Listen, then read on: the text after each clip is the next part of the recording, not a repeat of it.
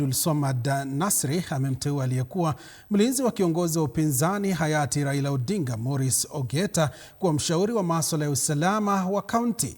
Gavana Nasri amesema uteuzi huo ulifanywa baada ya kuanzishwa kwa wadhifa huo na bodi ya utumishi wa umma ya kaunti ya Mombasa kwa kuzingatia matakwa ya sheria.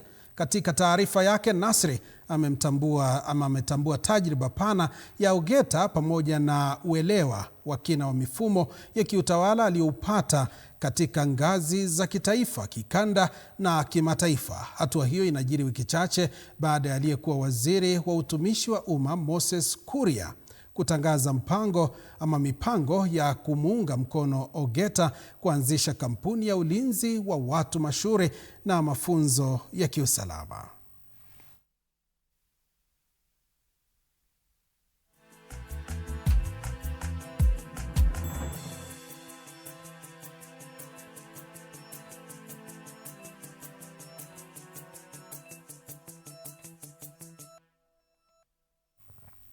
Tuangazie mengine.